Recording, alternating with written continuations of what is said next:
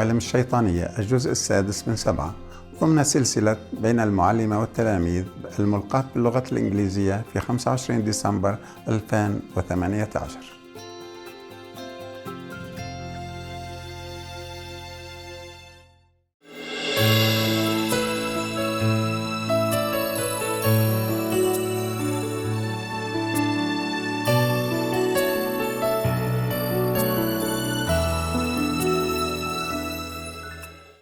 So the Buddha continued, when you cultivate dhyana, mean meditation, and attain samadhi, your mind tallies with the minds of the bodhisattvas and the great arhats of the 10 directions who are free of outflows,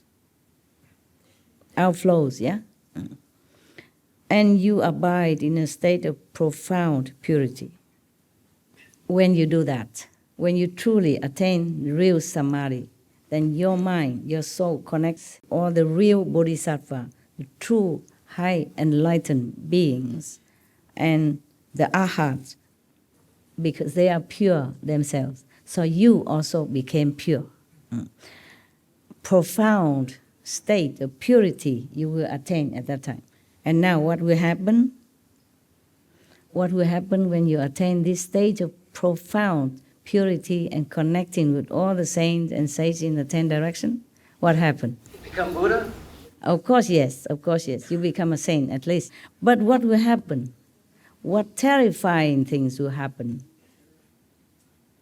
All the kings of demons, ghosts, spirits, and the ordinary gods see their palaces collapse for no apparent reason, because these are from false birth. You remember above the Buddha say they created it from false thinking. So they have their own palace and they think they have this, they have that.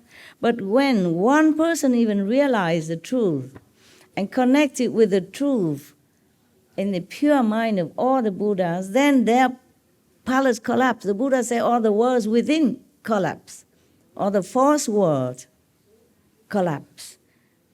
You see, for no reason at all, just shaking, trampling, or collapse. So the earth quakes, and all the creatures in the water, on the land, and in the air, without exception, are frightened in their world, in these false, delusional worlds. Yet ordinary people who are sunk in dim confusion remain unaware of these changes. So heaven collapse, mountain, river, or tremble, but normal people who don't have any perception of the spiritual instinct know nothing, see nothing. All these beings have 5 kinds of spiritual powers. You know, those who have these palaces, ghosts, demon kings, they lack only freedom from outflows. They have everything. They have magical power, very powerful, but they still have defects. They're not perfect. That's the only thing they lack, meaning they don't have love, they don't have enough moral quality, they don't have virtuous idea, even though they are powerful. They might have some merit from past life to become a king of heaven and all that, but they're not perfect. They don't have enough compassion and love like the Buddha. Because they are still attached to worldly passions, how could they allow you to destroy their palaces? Buddha talking about these kings whose palace collapse. That is why the ghosts, the spirits, the celestial demons, sprites, and goblins come to disturb you when you are in samadhi. They're scared. Many times, remember many stories I told you that one god in heaven, he's Shaka. He always came down and bothered these practitioners and even disturbed the Buddhas and all that. He's one of those that the palace suddenly tremble because they sit there enjoying doing nothing, and then suddenly they feel their earth shake. The ground of their illusional world shake. Their palace tremble, and then they will look down and see, what is that then? What's the cause of that? Then if they see that one practitioner truly devote all his might to become Buddha so that he can help all beings. Not devoted in meditation because he wants to be king of heaven, or not devoted because he wants to be the king of the world or anything, but want to be Buddha. At that time, his world will shake. The world of the lower heaven will shake. But most of the heavenly kings, they're still attached to their possession and power. They're very jealous, of anybody who want to be above them. Or they even doubt, they suspect that these, monks or practitioners maybe want to be king of heaven, to replace him, to replace that king of heaven. And their retinues also. Therefore, they want to destroy you, disturb you, tempt you, distract you, leading you astray. So, how many goes? We're not there yet. You have only a few days, and I have a lot more. My calendar is not that long, but we still have a lot, because even just a few precepts is take long time. But what for you are here, right? You're supposed to meditate all night anyway, and you already sleep enough all day, yes. So at night, I keep you awake, at least to make up for the time lost.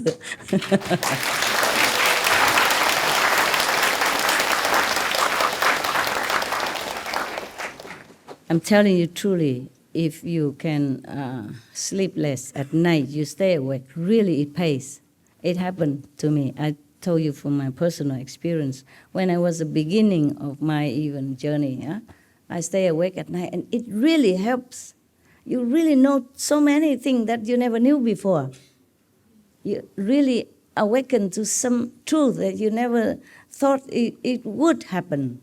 Really, it will come to you when you calm yourself down and save as much time as possible to meditate and be alone. Really, you will realize many things. Because enlightenment is not just here, but it keeps growing in different way, different direction. And realization has so many aspects. And we will answer so many of your questions. You don't even have to ask me anything. So now the Buddha say, so that's why they come to disturb you when you're in samadhi. When you meditate, you want to go higher. They want to disturb you. You and your wife had headache before, remember? So I have to tell you to reason with them. Say, okay, we just want to follow Master Ching Hai. We don't want to bother you. With really good intention. We don't want to snatch your nothing. Okay, we want to go higher. Then they leave you alone, no? Okay. Now the Buddha continue. If you are still awake, it's not yet 12 o'clock. It's okay, right? If you want me to stop, just show me the calendar, okay? You can sleep if you want. Your soul will listen, okay? Your mind will capiche, Even if your body is in comfortable position, your soul is awake. I'm talking to your soul, not your brain. Buddha. Thank you. Thank you for your hurrah, hurrah. But the Buddha continued. Although these demons possess tremendous enmity, they are in the grip of their worldly passions, while you are within wonderful enlightenment. There's a contrast, you see? Even they have great hatred to you. Not just hatred, but fearful of your spiritual height and determination to reach purity and true home. They're fearful of you, even though they have so much power, but they're nothing compared to you. So they're so fearful. They try to find your loophole to harm you. That's why you have to be vigilant. The Buddha do not try to condemn any of his monks or his disciples. He just knows that these ghosts, demons, they're envious and fearful of you. So he just wants them to take care. Okay? Yes. If you always believe in the Buddha or always remember, practice, then it should be okay. But as a human, forgetful sometimes, being disturbed by worldly interference, business, children, wife, husband, kids, parent, friends, job, how can you always remember to protect yourself or even your master, okay? So when you meditate, that's when you remember the most, perhaps. And you're getting higher, so that's when their palace shaking. And they begin to tremble, and then they fear you. Then they want to come down and disturb you. If you work in a normal daily life, they don't really care so much.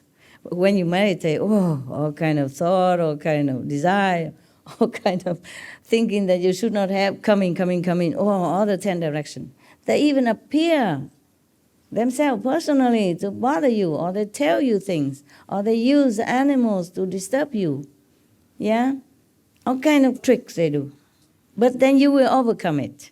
Just continue meditate.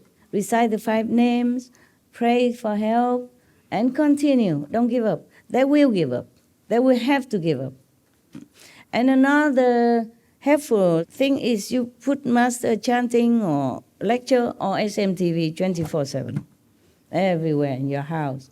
Even if you cannot see or hear too much, put it low, cover the computer so that it's dark, you can sleep, or cover it. Even then, even on the background sound, it still protect you. SMTV, okay? Your master.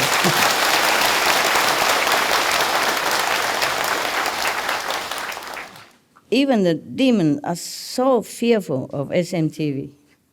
How you know? Why are you laughing? You know it? Yeah. Because even one time they tried to cheat me, the Maya. I have the SMTV on, very low volume, and I was in retreat the first day with still many of the business and disturbing things still carrying inside retreat the first few hours.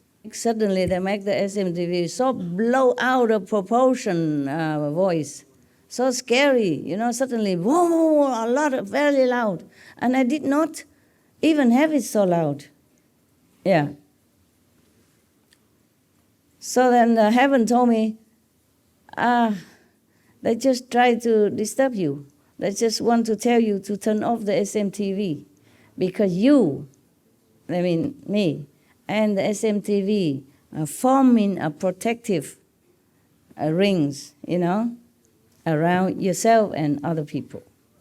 They try to make the television voice blow out of proportion. Whew. And then they know I love animals. So they used one of birds outside while I was meditating. But that was the first maybe hours, and they, not afterward. I continued and they shut up. Yeah, they shut up. But they still have to want to trouble me. Yeah, I use some of the bird.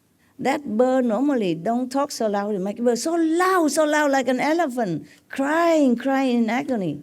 There's nothing there, just a little bird. But you hear it like an elephant trumpeting in pain. Even I was thinking it's true. How can there's any elephant in my garden? There's no elephant around here. But I keep crying until I had to go out. On a retreat, I should not. But I had to go out. Even I thought it is Maya illusion, but they know I love animals. They know I cannot resist, and I really cannot. So I walk out and have a look, and I even call some of the SMTV staff to come up and have a look. There's nothing. And they use all kind of tricks. And later, I don't hear no more, whatever. I keep the TV on, whatever they do. Sometimes they destroy my machines all over the house, like 6 aircon destroyed at the same time, many machines at the same time, cars, a gate broken, everything at all the same time. Every time I go on retreat, they do that. They do all different kind of things. Yeah, but the first days, and then I continue, and then later, it's no more. There's nothing more to destroy, so they quiet down, or they just know they cannot do anything much more. Even the Maya and demon are strong, but you are stronger, remember? You are the Buddha, remember that? You have Buddha inside. Call onto that Buddha, master power, to protect you all the time, the inner power, okay?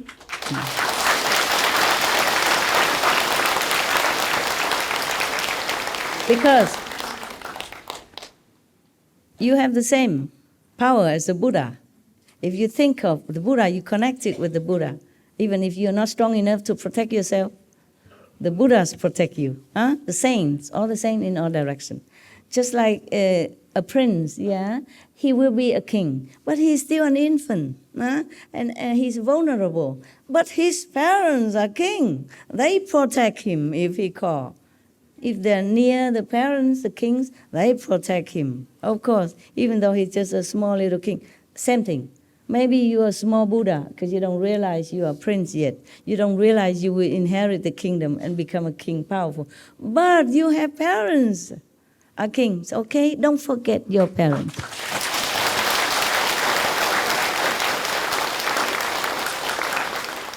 Yeah. So even they try all their might, they can't do nothing to me. But they would disturb my, assistant around me every day. Really, every little thing. It's not really their fault. They're just weak, okay? Just weak. And then the Maya attack them so that they can attack me. Yeah, it's like that. And I know all that. But still, it's not like I'm so happy about it. I know the Maya, she's my disciple. So happy. No, it's just painful. Yeah, because it could harm, it could cause pain as well. Yeah. So just don't forget, okay? You are the Buddha, yeah, and nothing can harm you. Remember that. When you think of the Buddha, the saint, think of the Master, you're connected with the Master. You and the Master and the Buddhas and Jesus are one at that time. You win, okay? You will win. Continue, okay? Continue to meditate.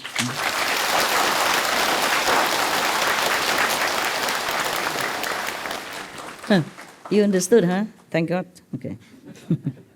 The Buddha doesn't say all this in here. Whenever the Buddha say, I will say Buddha say. But I have to explain to you. You know my calendar talent, right? Okay. So the Buddha continue, huh? Although these demons possess tremendous enmity, they are in the grip of their worldly passion. Why? You are within wonderful enlightenment. It's a contrast to them. By the way, every word has power. You know that, right? By the experiments of these wonderful Japanese wise men, yeah? Or even by the Qigong Madame show on our TV.